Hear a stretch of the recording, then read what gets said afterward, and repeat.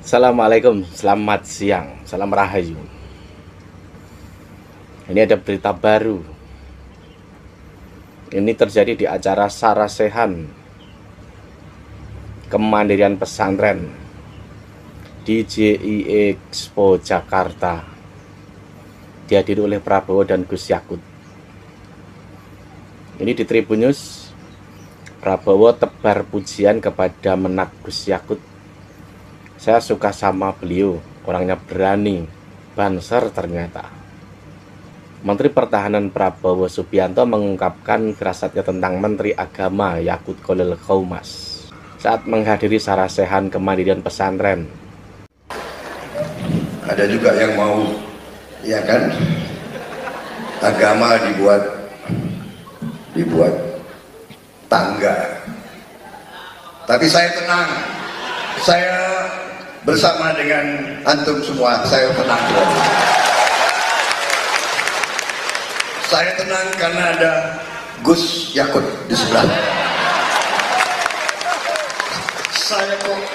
Saya ini punya firasat ya. Sepertinya Gus Yakut akan berperan terus di Republik ini. Ya. Bagaimana? Tapi ini firasat. Tanya aja beliau firasat. Saya suka sama beliau. Kenapa? Beliau orangnya berani. Berani. Banser rupanya ya. Banser luar. Ngeri juga ya banser. Udah hitam begitu.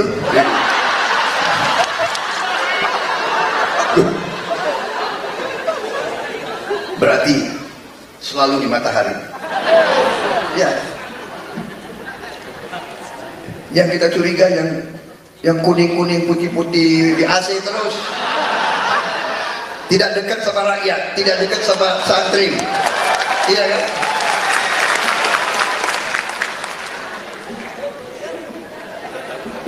Ini baru firasat loh. Banser. Dengan acara ini akan ketahuan sesungguhnya kemana arah banser akan dibawa di politik 2024. Apakah akan dilarikan ke kubu Prabowo atau Ganjar, atau juga sebagian ke Amin. Banser itu jumlahnya 10 jutaan yang terdaftar, yang aktif ada sekian-sekian lah, besar juga gitu loh, sangat besar.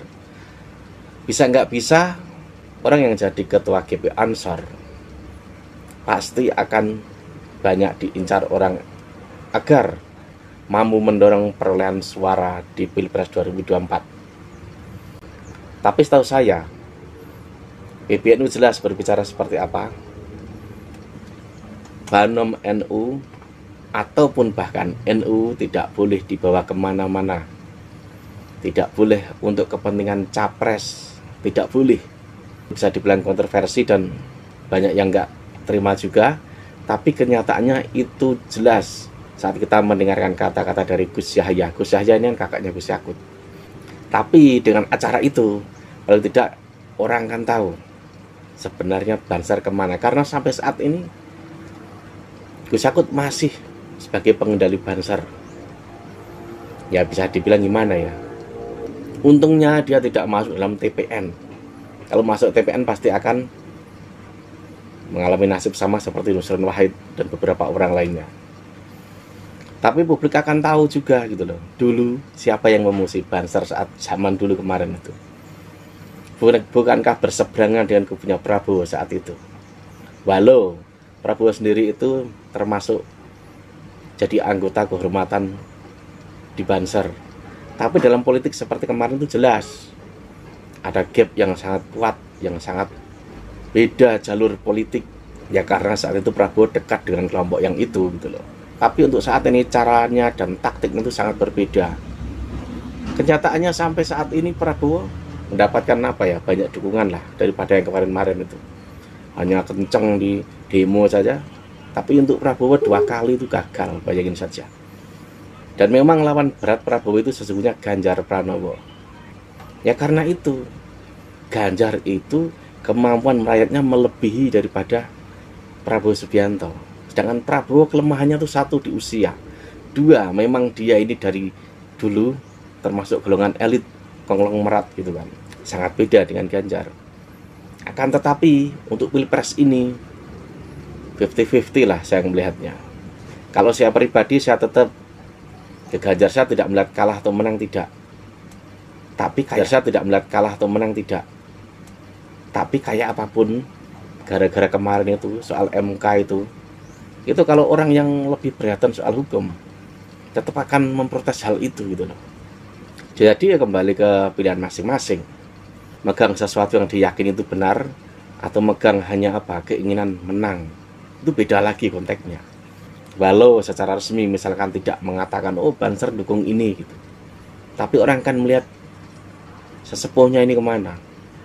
Tapi kalau kita melihat dari sisi personalnya, capresnya, tetap Banser ini tetap akan banyak, satu di kubunya Ganjar, dua di kubunya Prabowo, kemungkinan seperti itu. Dan ini tidak akan bulat, tetap tidak akan bulat. Karena dari PBNU sendiri juga sudah mengatakan tidak boleh membawa NU untuk politik, gitu loh. Wassalam.